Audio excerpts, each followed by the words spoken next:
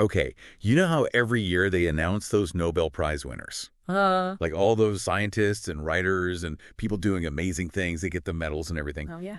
Well, we're going to kind of dive into that whole Nobel Prize thing. Okay. But not really about the prizes themselves, Well, more like who's been winning them over time. okay. Specifically, we're looking at women. Gotcha. And how many women have won these big awards over like the past 100 years or so? Interesting. Yeah, so let's just jump right in. Here it is.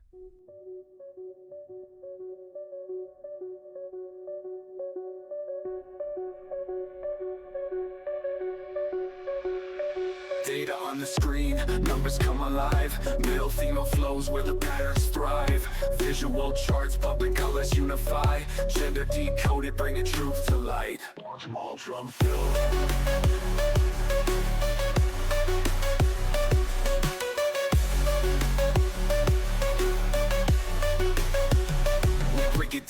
We break it down, real talk.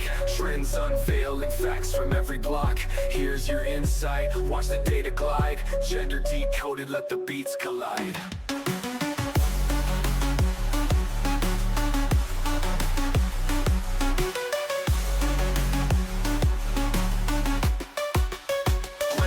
Imagine we're looking at a timeline of all the winners.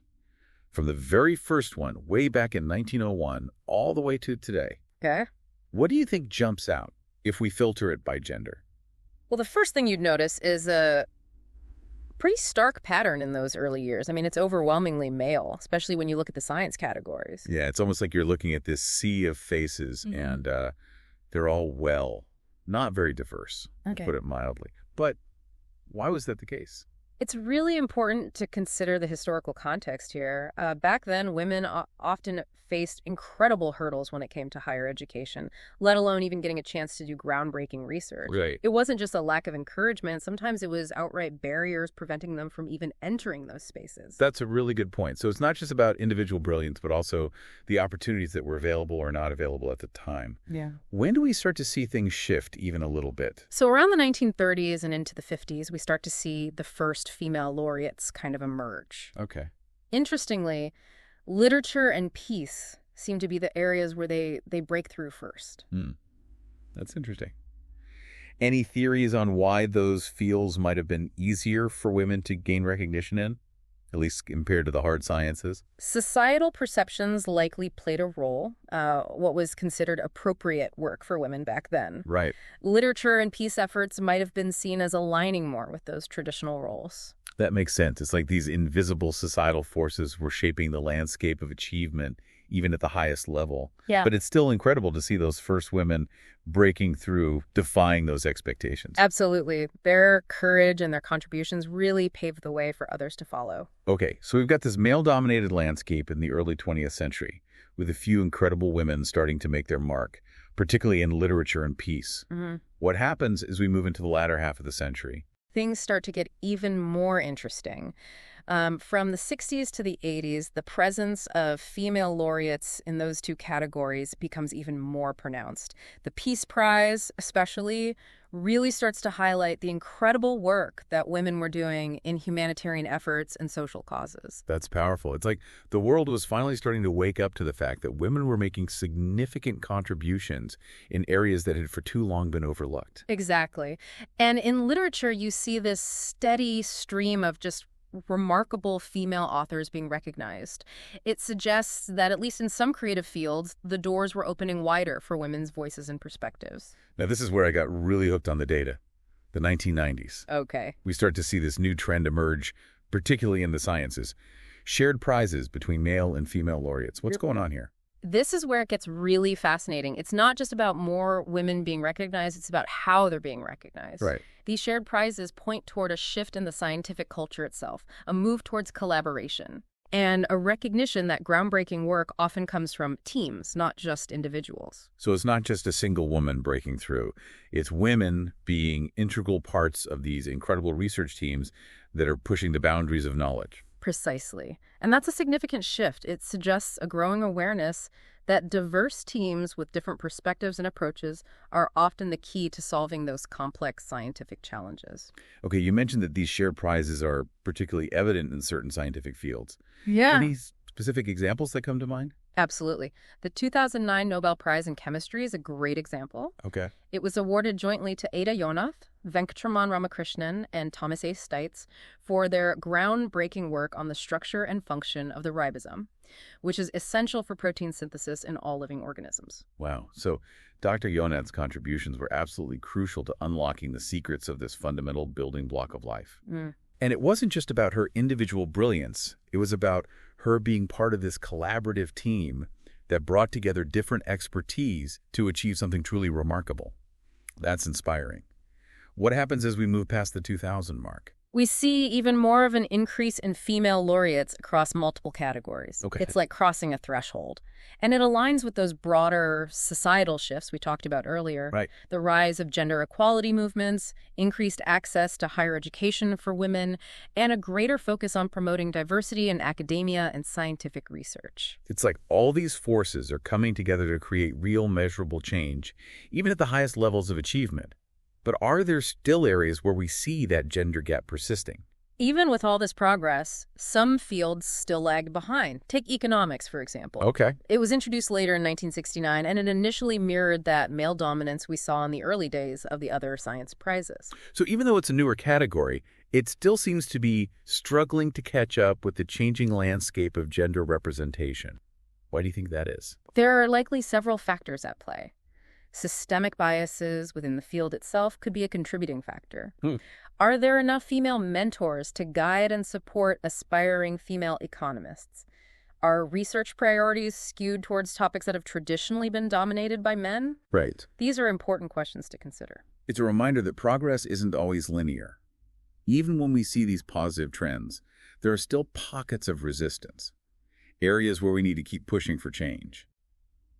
Okay. I'm excited to see where this data takes us next. We've journeyed through this pretty stark landscape of male dominance, witnessed the emergence of pioneering women, and seen a shift toward collaboration and a more inclusive approach to scientific discovery. What awaits us in the 2020s? Well, you might be surprised by just how much things have accelerated in recent years. The 2020s are showing us something really exciting. Even more female laureates in the sciences and in fields like physics that were historically very male-dominated. That's incredible. It sounds like we're finally starting to see some real momentum. But is it too early to celebrate? Are there still challenges we need to be aware of as we move forward? We'll definitely dig into that in the next part of our deep dive. It's important to remember that progress is fragile. Okay. It's not about reaching a quota or checking a box. It's about creating lasting systemic change that ensures true equity and opportunity for all. I like that. Progress is fragile. It's something we need to nurture and protect. So for our listeners, hang tight. We're going to take a closer look at what's driving these trends and explore what the future might hold for gender representation among Nobel Prize winners. Welcome back to our deep dive. We've just explored some fascinating trends in Nobel Prize winners by gender, and now it's time to dig a little deeper and try to understand what might be driving these shifts. Okay, so we've seen this journey from a pretty homogeneous landscape in those early Nobel years to a more diverse and collaborative picture today. But what's behind these changes? Is it just a reflection of broader societal shifts? Or are there other forces at play? It's certainly more nuanced than just mirroring society, although those broader shifts definitely lay the groundwork. Think about access to education for women. As that expanded, more women were able to enter fields like science and research, which naturally leads to more potential for recognition down the line. Right, it's like you need to have a foot in the door before you can even start climbing the ladder, so to speak. Yeah. But even with more women in these fields, why are we seeing this particular trend towards shared prizes, especially in the sciences? One really interesting angle here is the role of mentorship in networks. Historically, women in academia often lacked access to the same kind of support systems that their male colleagues had. Think about those informal networks. The mentors who champion your work, the collaborators who help you push boundaries, those were often less accessible to women. So it wasn't just about individual talent, but also about having the right people in your corner, the ones who open doors and amplify your work. Exactly. But as more women have broken into these fields, they've become those mentors, those champions for the next generation. It's like a ripple effect where success breeds more success. That's a powerful image, a virtuous cycle of support and inspiration. And it makes me wonder about the role of funding. Does that play a role in these gender trends? Absolutely. Research funding often reflects the biases and priorities of the time. Historically, fields dominated by men tended to receive more funding and support. It's like a self-fulfilling prophecy. The areas that get more resources are the ones that are more likely to produce breakthroughs that are recognized with awards. So even if women were doing incredible work, they might not have had the same level of resources to pursue it, which put them at a disadvantage when it came to those big, splashy discoveries. Precisely. But thankfully, there's growing awareness of this issue, and many funding agencies are now making a conscious effort to promote gender equity in their grant programs.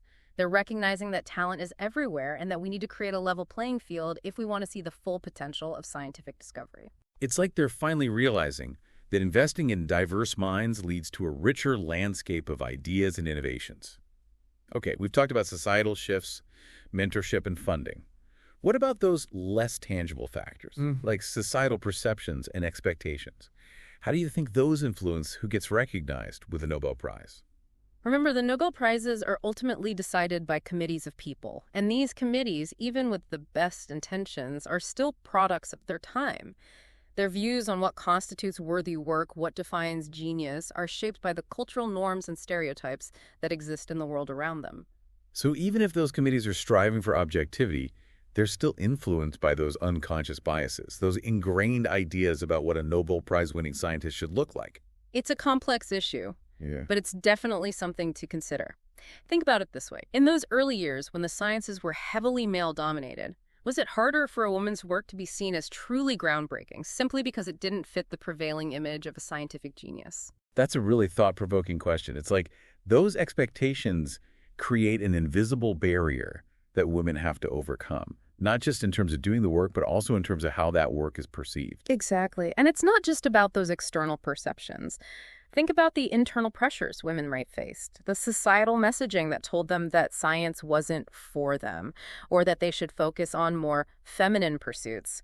Those internalized beliefs can be incredibly powerful and can influence the choices women make in their careers. It's like a double whammy. External barriers and internal doubts working together to limit opportunities. But thankfully, it seems like those perceptions are shifting. They are, albeit slowly. As society evolves, as we challenge those outdated gender stereotypes, the Nobel committees themselves become more diverse and more open to recognizing a wider range of achievements. It's like the definition of genius is expanding, becoming more inclusive, more reflective of the true diversity of human talent. And that's a positive trend that we're seeing not just in the Nobel Prizes, but in many fields. As more women rise to positions of leadership, as their voices are amplified, they're changing the narrative of what's possible and what's worthy of recognition. This conversation has been so insightful, and I'm already thinking about all the implications for the future. Do you think these trends will continue? Will we see even more female laureates in the years to come?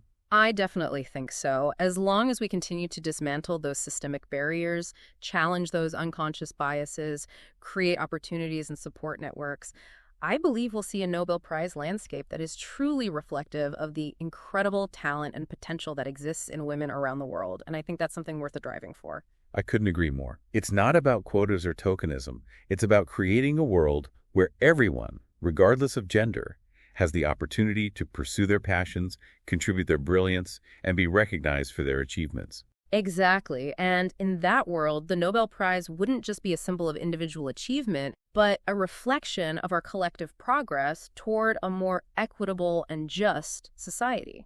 That's a beautiful vision for the future. Now, before we get too carried away with our hopes and dreams, let's bring it back down to earth for a moment. We've talked about all these external factors that might be contributing to these trends. But what about internal factors? What role do individual choices and aspirations play in this story? That's a really important point. While it's crucial to acknowledge the systemic barriers and societal pressures that women face, it's also important to recognize the agency and resilience of the women who've defied those odds. So it's not just about the barriers being removed, it's also about the women who choose to leap over them, to push those boundaries and chase their dreams despite the challenges. Absolutely. For every woman who's been awarded a Nobel Prize, there are countless others who may not have received that specific recognition, but who have nonetheless made groundbreaking contributions to their fields. It's a reminder that success can take many forms. And that impact isn't always measured by awards or accolades. It's about the passion, the dedication, the unwavering pursuit of knowledge and excellence, regardless of external validation. Exactly. And that's what I find so inspiring about these women. They didn't wait for the world to change. They changed it themselves. They pursued their passions, challenged the status quo, and paved the way for future generations to follow. That's a powerful message. It's a call to action for all of us to embrace our own agency, challenge those limiting beliefs, and create a world where brilliance knows no gender, no boundaries, and no limitations. And that's where we'll pick up in the final part of our deep dive. We'll explore the stories of some of these extraordinary women who've broken barriers, defied expectations, and left an indelible mark on their respective fields. So stay tuned. Welcome back for the final part of our deep dive into the world of Nobel Prizes and gender trends. We've covered a lot of ground from those early stark patterns to the really exciting shifts that are happening right now. But you know what always brings this kind of data to life for me? The actual stories of the people behind it. I couldn't agree more. It's one thing to talk about trends and statistics, but it's quite another to hear about the individual journeys, the struggles, and the triumphs of these remarkable individuals. So for this last part, let's put aside the spreadsheets and the graphs for a bit and just dive into some of those stories. Where do we even begin with such a wealth of inspiring figures? Well, there's one name that simply can't be ignored when discussing women and Nobel Prizes. Marie Curie. She's practically a legend at this point. Oh, absolutely. Marie Curie is a personal hero of mine. Not only was she the first woman to win a Nobel Prize, but she won it twice in different scientific fields. That's right. Her first Nobel Prize was in physics in 1903, shared with her husband Pierre Curie and Henri Becquerel for their work on radioactivity. And then just a few years later, in 1911, she wins the Nobel Prize in chemistry for her discovery of polonium and radium.